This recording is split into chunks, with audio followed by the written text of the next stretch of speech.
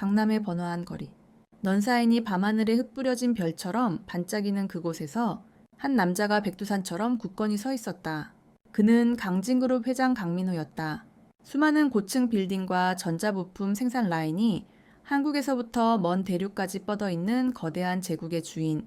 그는 성공의 상징이자 철저한 책임감과 강인한 의지의 화신이었다. 수백억 원의 재산을 가진 강민호는 누구 앞에서도 고개를 숙이지 않았다.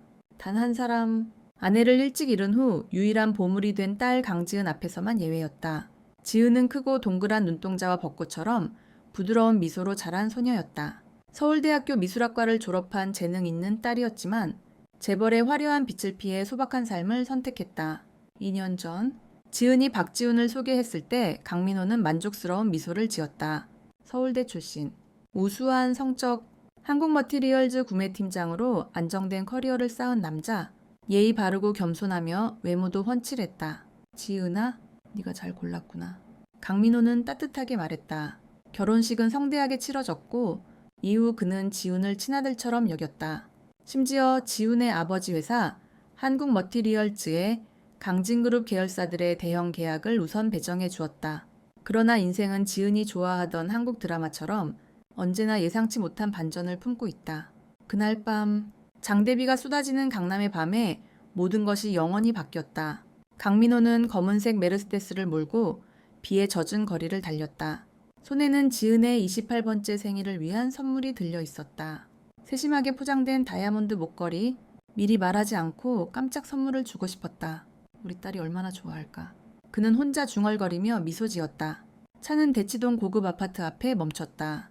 비가 유리창을 두드리는 소리가 슬픈 선율처럼 들렸다. 강민호는 우산을 들고 내렸다. 초인종을 눌렀다. 바로 대답이 없었다. 다시 눌렀다. 안에서 목소리가 들려왔다. 지훈의 목소리였다. 하지만 평소에 예의 바르고 부드러운 톤이 아니었다. 차갑고 날카로운 칼날 같은 목소리. 또 이 지경이야. 내가 몇 번이나 말했어. 당장 나가. 강민호의 심장이 덜컥 내려앉았다. 지훈이 저런 톤으로 말하는 건 처음이었다. 이어서 지은의 떨리는 목소리가 들렸다. 오빠, 미안해. 정말 일부러 그런 거 아니야? 제발, 아파. 고왕. 무거운 물건이 벽에 부딪히는 소리. 그리고 지은의 고통스러운 비명. 강민호의 피가 거꾸로 솟았다. 선물 상자를 내려놓고 손이 떨리며 비밀번호를 눌렀다. 지은이 결혼할 때 준 번호. 긴급 상황에 대비해서요. 아바. 그때는 웃으며 그럴 일 없어라고 했던 그 번호가 지금 지옥의 문을 여는 열쇠가 되었다. 문이 열리며 끼익 소리가 났다. 강민호가 거실로 들어서자 눈앞의 광경에 숨이 멎었다. 지은, 그의 공주. 그의 전부 바닥에 웅크린 차에 두 손으로 얼굴을 가리고 떨고 있었다. 왼쪽 눈은 퉁퉁 부었고 아래 십술은 찢어져 피가 흘렀다. 목에는 손자국이 선명하게 남아 있었다. 그 위에 박지훈이 서 있었다. 주먹은 아직도 들려있고 얼굴은 분노로 일그러져 있었다. 장인어를 보자마자 핏기가 가셨다. 장인어른 언제 오셨어요? 강민호는 대답 대신 달려들었다. 평생 누구에게도 주먹을 날리지 않았던 그가 처음으로 본능적으로 지훈의 목덜미를 움켜쥐고 벽에 내동댕이 쳤다. 이 새끼가 내 딸한테 손을 대. 목소리가 방 전체를 울렸다. 천둥처럼. 지훈이 더듬거렸다. 아니에요. 오해야. 지은이가 제가 제일 좋아하는 잔을 깨서. 지은이 흐느꼈다. 어린아이처럼 몸을 웅크렸다. 강민호는 지훈을 놓아주고 무릎 꿇어 딸 곁으로 다가갔다. 지은아, 괜찮아? 아빠 여기 있어. 그는 조심스럽게 딸의 얼굴을 들어 올렸다. 팔뚝에 멍 자국, 목에 손 자국. 한 번이 아니라는 증거였다. 심장이 찢어지는 듯했다. 누가 이렇게 했어? 지훈이냐? 지은이 힘없이 고개를 끄덕였다. 눈물이 주르륵 흘렀다. 아빠, 미안해. 아빠한테 알리고 싶지 않았어. 강민호는 딸을 끌어안았다. 온몸이 떨렸다. 그는 핸드폰을 꺼내 119에 전화했다. 여보세요? 구급차 좀 보내주세요. 대치동 강남구예요. 제 딸이 크게 다쳤어요. 기다리는 동안 지훈을 노려보았다. 움직이지 마. 내가 딸 데리고 병원 갈 때까지 여기 꼼짝 말고 있어. 지훈은 고개를 끄덕였다. 모든 게 끝났다는 걸 아는 듯했다. 10분 후 구급차가 도착했다. 사이렌 소리가 밤비를 뚫고 울렸다. 의료진이 지은을 들것에 싣고 강민호는 손을 꼭 잡은 채 따라갔다. 구급차 안. 노란 불빛 아래 지은이 속삭였다. 아빠, 언제부터 말하고 싶지 않았어. 무서웠어. 강민호는 딸의 손을 더 세게 잡았다. 괜찮아. 지은아, 아빠가 다 해결할게. 이제 말해봐. 언제부터 시작됐어? 지은은 눈을 감았다. 한참 후에 입을 열었다. 결혼하고 6개월쯤 지나서 처음엔 소리 지르고 그 다음엔 밀치고 강민호는 세상이 무너지는 기분이었다. 1년 반 동안 그의 딸이 공포 속에서 매맞으며 살았는데 그는 전혀 몰랐다. 화상 통화할 때마다 웃던 지은의 얼굴이 떠올랐다. 아빠, 나 행복해? 그 미소 뒤에 숨겨진 고통을 그는 보지 못했다. 왜 아빠한테 말 안 했어? 아빠가 지켜줄 수 있었는데 지은이 고개를 저었다. 오빠가 말하면 아빠 회사 망치겠다고 소문내고 아빠 실망시키기 싫었어. 딸의 말이 칼처럼 가슴을 찔렀다. 강민호는 머리를 감싸쥐었다. 후회가 밀려왔다. 그는 너무 바빴다. 회의, 계약, 수백억 원 프로젝트. 가족이 제일 소중하다는 걸 잊고 살았다. 구급차는 비 내리는 거리를 달렸다. 강민호는 속으로 맹세했다. 박지훈, 내 놈은 대가를 치르게 될 거야. 강남 최고병원 응급실, 차가운 백색 조명이 쏟아졌다. 강민호는 복도에서 서성였다. 30분 후 의사가 나왔다. 40대 후반의 진지한 얼굴, 보호자시죠? 상태가 심각합니다. 오래된 상처가 많고 엑스레이 찍었어요. 강민호가 다급히 물었다. 오래된 상처란요? 의사가 차트를 펼쳤다. 갈비뼈 3군데 금, 왼쪽 팔뚝, 손목에도 금가 있네요. 최소 1년 반 된 거예요. 전형적인 가정폭력 피해자 패턴입니다. 다른 병원에도 다녔나요? 강민호는 고개를 저었다. 목소리가 떨렸다. 모르겠어요. 제가 너무 무심했어요. 그는 벤치에 주저앉아 얼굴을 감쌌다. 2년 동안 그는 뭐 했나? 전화 한 통, 선물 몇 개, 그게 전부였다. 결혼식 날 하얀 드레스 입은 지은이 떠올랐다. 아빠, 나 사랑해. 그 사랑을 지키지 못했다. 의사가 말했다. 경찰에 신고하세요. 그리고 국민건강보험공단에서 2년치 진료 기록 확인하세요. 강민호는 고개를 끄덕였다. 눈가가 붉어졌다. 그는 전화를 걸었다. 20년 넘게 함께한 비서실장에게 동시가 듣거라. 우리 지은이가 맞았어. 1년 반 동안 국민건강보험공단에서 지은이 진료 기록 다 뽑아. 그리고 박지훈 그놈 모든 것, 회사, 재정, 과거까지 24시간 안에 내 책상 위에 올려놔. 비서실장이 침묵한 뒤 대답했다. 회장님, 바로 하겠습니다. 정말 죄송합니다. 전화를 끊고 강민호는 유리창 너머 병실을 보았다. 지은이 누워 있었다. 창백한 얼굴. 그는 들어가 침대 옆에 앉아 손을 잡았다. 아빠 여기 있어. 지은아, 이제 무섭지 않아. 지은이 눈을 떴다. 눈물이 흘렀다. 아빠, 창피해? 아빠 딸로 태어난 게? 강민호는 딸의 머리를 쓰다듬었다. 창피할 게 뭐 있니? 네가 잘못한 거 하나도 없어. 아빠가 지켜주지 못한 거야. 그는 옛 추억을 이야기했다. 지은이 태어난 날, 처음 그림 그린 날, 넌 아빠의 빛이야. 그건 변하지 않아. 지은이 조금씩 털어놓았다. 처음엔 늦은 저녁 때문에 소리 지르고 그 다음엔 잠 깨뜨려서 밀쳤다. 의사한테 넘어졌다고 거짓말했어. 신고하면 더 나빠질까 봐. 점점 잦아졌다. 때리고 위협하고 말하면 아빠 회사 망친다고 인맥 많다고. 강민호는 주먹을 꽉 쥐었다. 손톱이 살을 파고들었다. 딸이 혼자 견뎌온 그 고통을 상상하니 미칠 것 같았다. 아빠가 절대 용서 안 해. 약속할게. 다음 날 아침 비서실장이 두꺼운 봉투를 들고 왔다. 회장님, 국민건강보험공단 자료입니다. 지은씨 2년 동안 19개 병원 다녔어요. 정형외과 10번, 내과 6번, 피부과 3번. 같은 병원 2번 안 갔어요? 들키지 않으려고. 강민호는 자료를 넘기며 가슴이 찢어졌다. 각줄이 상처였다. 박지훈은 비서실장이 다음 장을 펼쳤다. 35세, 한국머티리얼즈 구매팀장, 연매출 400억 원, 우리 계열사 의존도 85%, 서울대 출신이지만 과거 문제 있었어요. 여자친구 2명이 데이트 폭력 신고했었고 지금은 비서 이수진과 1년째 불륜 중 매달 300만 원 송금. 강남역 근처 오피스텔 하나 있어요. 강민호가 차갑게 웃었다. 요아, 이제 시작이야. 그는 창밖을 보았다. 비는 그쳤지만 진짜 폭풍은 이제 막 시작되었다. 강민호는 병원 복도 창가에 서서 새벽녘 서울을 내려다보았다. 비는 그쳤지만 하늘은 여전히 잿빛이었다. 그의 눈동자는 이미 불꽃이 타오르고 있었다. 후회와 슬픔은 이제 분노로 변했다. 그리고 그 분노는 차갑고 날카로웠다. 박지훈이라는 이름이 그의 머릿속에서 끊임없이 맴돌았다. 내 놈이 내 딸을 그렇게 만들었단 말인가? 비서실장 차동식이 도착했다. 두꺼운 서류 봉투를 들고 있었다. 얼굴은 창백했다. 20년 넘게 강민호 곁에서 일한 그는 회장의 감정을 읽는 데는 누구보다 빨랐다. 회장님, 자료 다 모았습니다. 강민호는 고개를 끄덕였다. 병실 문 앞에서 잠시 멈췄다. 안에서 지은이 잠들어 있었다. 창백한 얼굴, 붕대 감긴 손목. 그는 문을 살짝 열고 안을 들여다보았다. 딸의 고른 숨소리가 들렸다. 조금만 기다려. 지은아, 아빠가 다 끝낼게. 회의실로 이동했다. 새벽 5시, 강진그룹 본사 최상층. 불이 켜진 회의실에는 이미 법무팀장, 재무팀장, 전략기획실장, 그리고 보안팀장이 모여 있었다. 모두가 긴장한 표정이었다. 강민호가 자리에 앉자 공기가 얼어붙었다. 지금부터 말하는 건 극비다. 그의 목소리는 낮고 차가웠다. 내 딸 지은이가 박지훈 그놈에게 1년 반 동안 맞고 살았다. 뼈가 부러지고 멍이 들고 병원을 19번이나 다녔어. 그런데 나는 몰랐다. 회의실이 숨죽였다. 아무도 감히 입을 열지 못했다.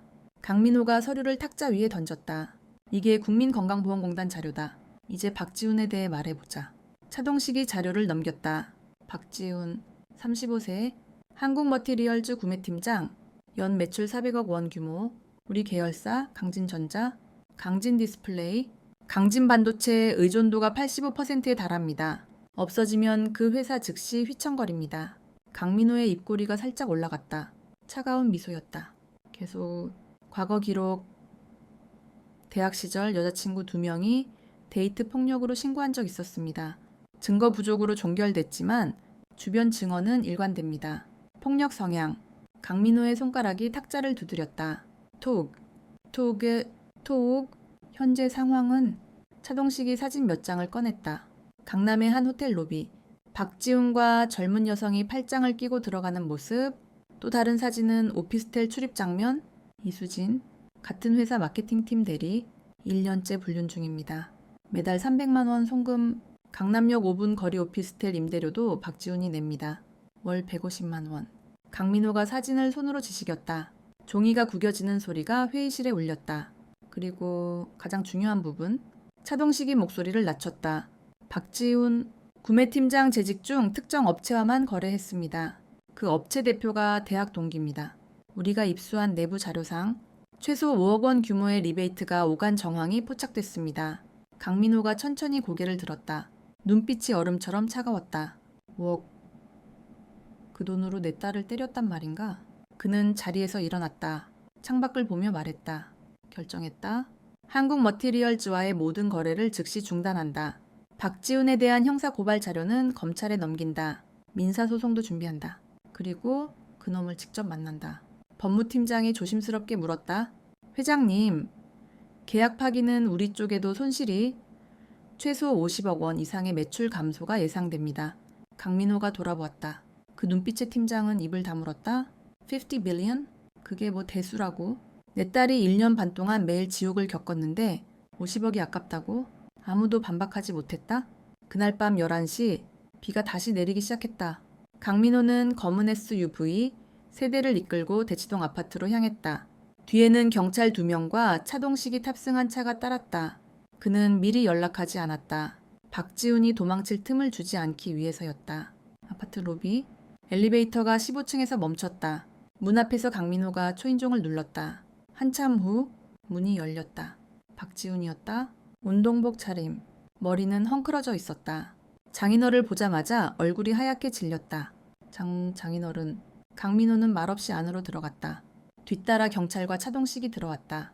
박지훈은 뒷걸음질 쳤다. 거실은 어수선했다. 테이블 위에 맥주캔 몇 개, 바닥에 넘어진 의자. 벽 한쪽에는 움푹 들어간 자국이 있었다. 강민호가 손가락으로 그 자국을 가리켰다. 여기 지은이가 머리를 부딪힌 흔적이지. 박지훈이 고개를 저었다. 아니에요. 그건. 강민호가 주머니에서 서류 뭉치를 꺼내 바닥에 던졌다. 읽어봐. 박지훈이 떨리는 손으로 첫 장을 펼쳤다. 국민건강보험공단 진료기록. 19번의 병원 방문, 정형외과, 내과, 피부과, 날짜마다 적힌 상처 내용, 다음 장, 엑스레이 사진, 부러진 갈비뼈 3군데, 금간 손목, 금간 팔뚝, 박지훈의 다리가 풀렸다. 무릎이 바닥에 닿았다. 마지막 장, 호텔 사진, 이수진과 함께 오피스텔 임대 계약서, 매달 300만 원 송금 내역, 그리고 구매팀 내부 감사 자료, 5억 원 리베이트 정황. 박지훈이 흐느꼈다. 장인어른, 제가 잘못했습니다. 용서해 주세요. 강민호가 천천히 다가갔다. 박지훈의 목덜미를 다시 움켜쥐었다. 이번엔 더 세게 벽으로 밀어붙였다. 용서, 네가 지은이한테 진심으로 미안하다고 한 적 있나? 때릴 때마다, 목 졸랐을 때마다 미안해라고 한 적 있냐? 박지훈이 울먹였다. 죄송해요. 정말. 강민호가 더 세게 벽에 밀쳤다. 쿵, 거짓말하지 마. 내 놈은 단 한 번도 진심이었던 적 없어. 그냥 무서워서 그랬을 뿐이야. 지금도 무서운 거지? 박지훈이 고개를 떨궜다. 강민호가 차가운 목소리로 선언했다. 이제 내 조건을 들어. 잘 들어라. 첫째, 지은이와 즉시 이혼한다. 위자료. 재산 분할 한 푼도 받지 못한다. 박지훈이 고개를 끄덕였다. 네, 알겠습니다. 둘째, 지은이 방형 200m 안에는 절대 나타나지 않는다. 어기면 즉시 고소한다. 네. 셋째, 네가 저지른 횡령 배임 폭행 혐의로 검찰에 고발한다. 이미 자료는 넘겼다. 박지훈의 눈이 커졌다. 제발, 그건. 넷째, 강민호가 말을 끊었다. 한국 머티리얼즈는 끝이다. 내일 아침부터 모든 계약 해지 통보가 간다. 너희 회사 3개월 안에 파산한다. 박지훈이 비명을 지르듯 외쳤다. 안 돼요. 회사에 수백 명이 아버지가 제발. 강민호가 차갑게 내려다보았다. 수백 명? 내 딸은 1년 반 동안 혼자 지옥을 견뎠다. 그때 너는 어디 있었나? 회사, 아버지, 아니, 다른 여자랑 호텔에 있었지. 그는 박지훈의 목을 놓아주었다. 박지훈이 바닥에 무너졌다. 강민호가 마지막으로 말했다. 네가 지은이에게 한 고통의 100분의 1도 못 갚아. 하지만 이건 시작일 뿐이야. 그는 등을 돌렸다. 문으로 향했다. 박지훈이 그의 다리를 붙잡았다. 제발 살려주세요. 강민호가 내려다보았다. 차가운 눈빛, 손대, 안 그러면 지금 여기서 폭행죄 추가한다. 박지훈이 손을 놓았다. 강민호는 문을 열고 나갔다. 엘리베이터 문이 닫히는 순간 복도에 박지훈의 흐느낌만 남았다. 다음날 아침 8시 한국 머티리얼즈 본사. 직원들이 출근하며 평소처럼 커피를 마시고 있었다. 갑자기 메일 알림이 울렸다. 강진전자, 당사와의 모든 거래를 2025년 10월 1일 일부로 종료합니다. 계약 해지 사유, 내부 정책 변경, 이어 강진 디스플레이, 강진 반도체에서도 동일한 메일이 도착했다. 박지훈은 사무실에서 핸드폰을 떨어뜨렸다. 화면에 뜬 메일 제목을 보며 다리가 풀렸다. 이럴 수가. 그의 아버지 박동욱 사장은 CEO실에서 전화를 걸었다. 강민호에게 받지 않았다. 비서실장에게 전화했다. 차 실장님, 이게 무슨 일입니까? 25년 거래인데 갑자기 차동식의 목소리는 얼음 같았다. 사장님, 회장님께서 직접 결정하신 사항입니다. 더 이상 말씀드릴 수 없습니다. 전화가 끊겼다. 박동욱이 책상을 내리쳤다. 도대체 무슨 일이야? 그때 문이 벌컥 열렸다. 박지훈이 들어왔다.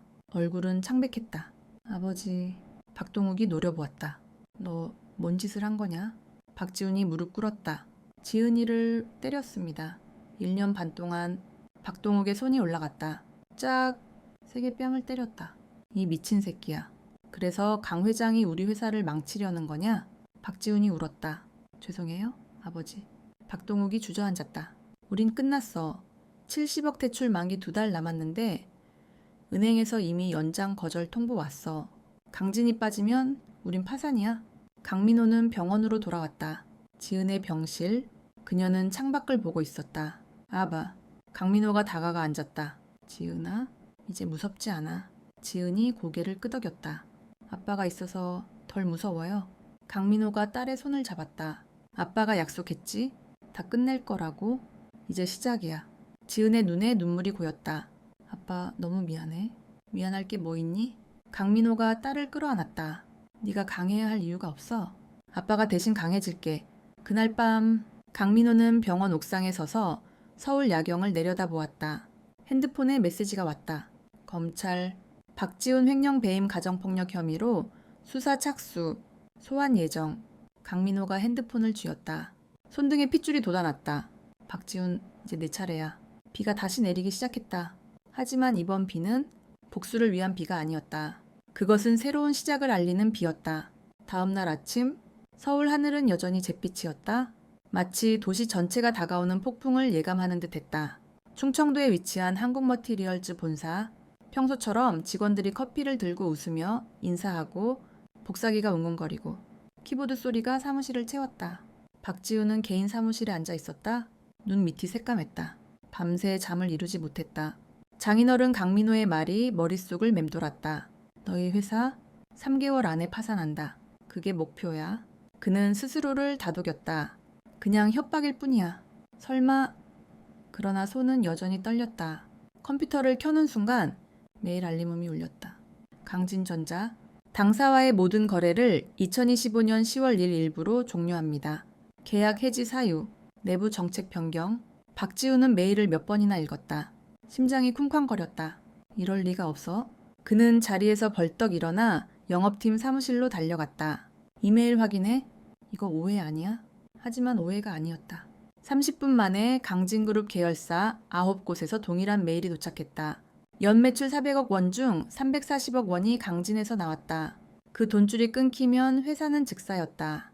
직원들이 웅성거리기 시작했다. 무슨 일이야? 우리 회사 망하는 거 아냐? 사무실 분위기가 순식간에 얼어붙었다. 폭탄이 터지기 직전의 카운트다운처럼 박동욱 사장은 CEO실에서 긴급 보고를 받았다. 30년 동안 두 손으로 일궈온 회사.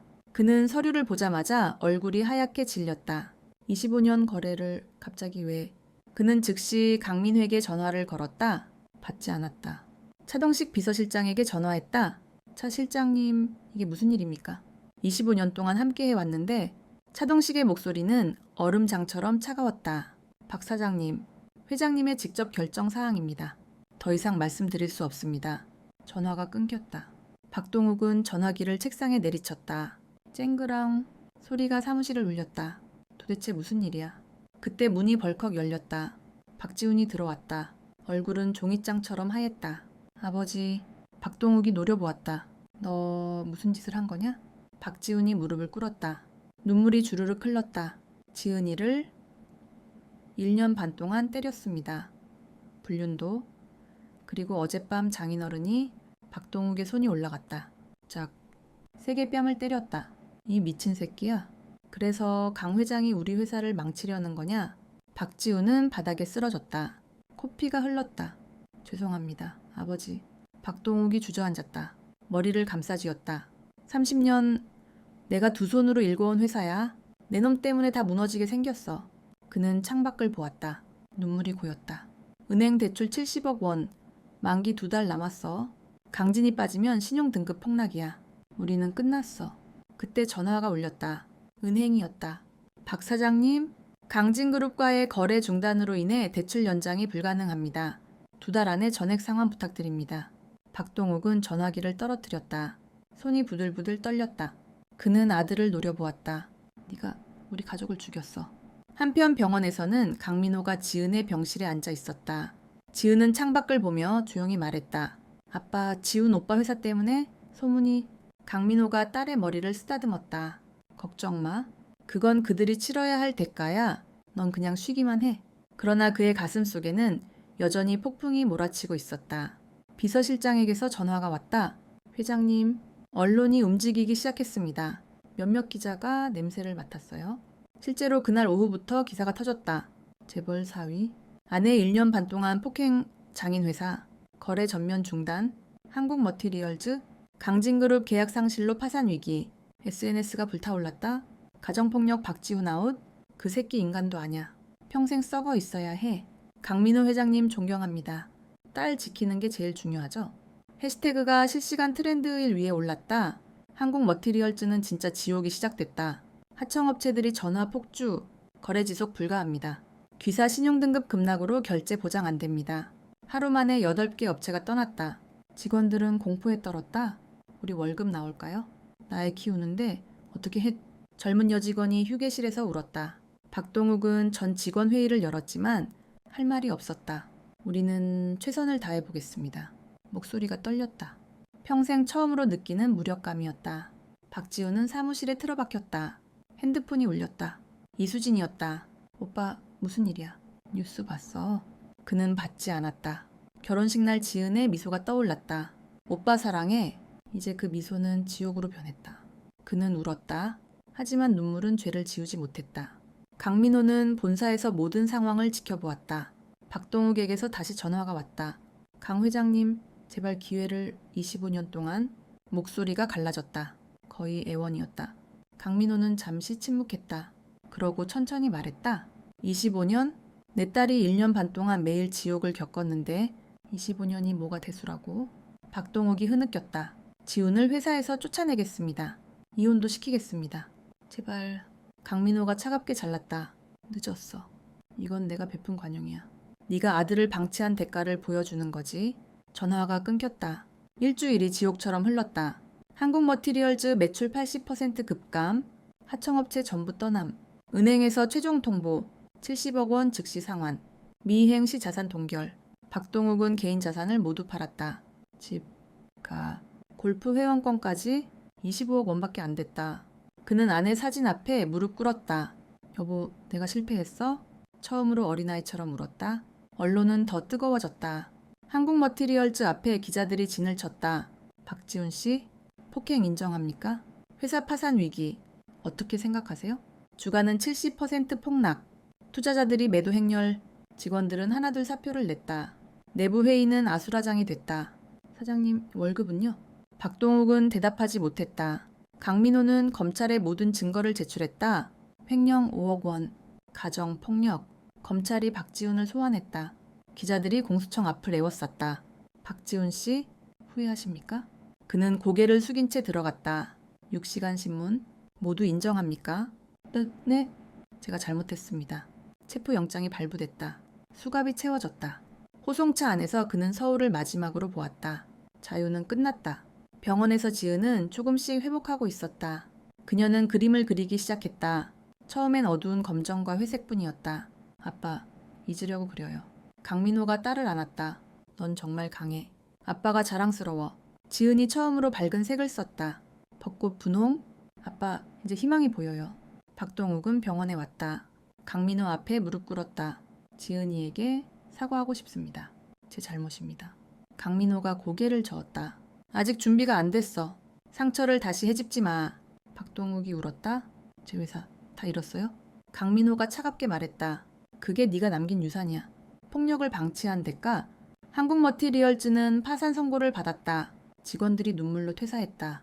박동욱은 모든 걸 잃었다. 회사, 재산, 명예.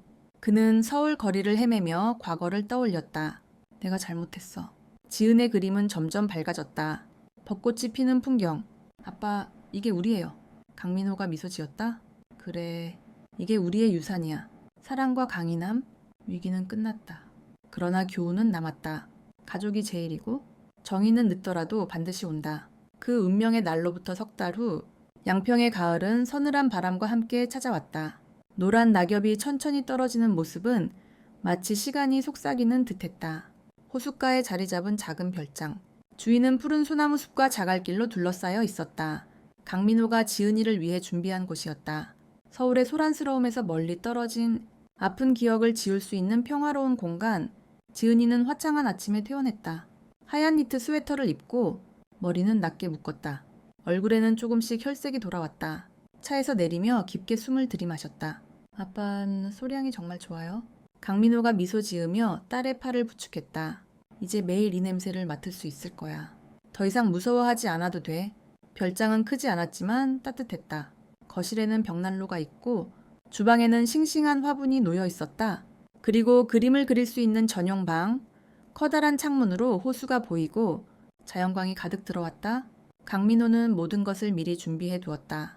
이젤, 수채화 물감, 유화, 고급 도화지, 그리고 싶은 거 다 그려. 예쁠 필요 없어. 내 마음 그대로면 돼. 그의 목소리는 낮고 따뜻했다. 처음 며칠은 여전히 문 닫히는 소리에 깜짝 놀랐다. 소파에 웅크리고 앉아 베개를 꼭 끌어안고 멀리 바라보곤 했다. 하지만 조금씩 붓을 들기 시작했다. 양평에서 그린 첫 번째 그림은 새카만 어둠 속에 아주 작은 빛 한 점뿐이었다. 이건 내가 꺼질 것 같았던 순간이에요. 아버지가 묻자 지은이가 속삭였다.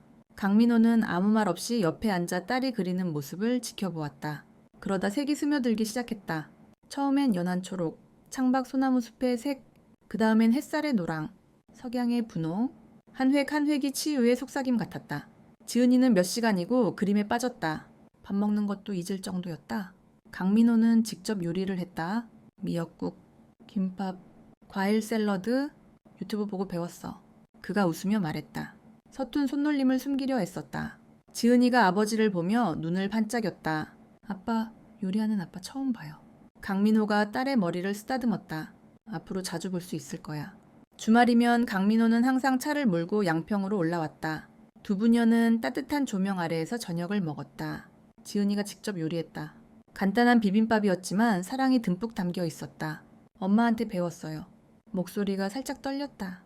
강민호는 잠시 침묵하다가 딸의 손을 잡았다. 엄마가 네가 자랑스러워할 거야. 식사 후에는 호숫가 산책길을 걸었다. 가을 낙엽이 사각사각 소리를 내며 떨어졌다. 지은이가 아버지 어깨에 머리를 기댔다. 아빠, 예전엔 다시 살 수 없을 줄 알았어요. 그런데 지금은 세상이 아직도 아름답다는 걸 느껴요. 강민호가 딸을 꼭 끌어안았다. 넌 내가 생각한 것보다 훨씬 강해. 오히려 아빠가 고마워. 네가 아빠에게 속죄할 기회를 준 거니까. 지은이는 작은 미술 교실을 열기 시작했다. 처음엔 동네 아이 둘과 꽃을 좋아하는 할머니 한 분, 총 3명뿐이었다. 수업료는 받지 않았다. 그냥 나누고 싶었다. 천천히 그려요. 예쁘게 그릴 필요 없어요.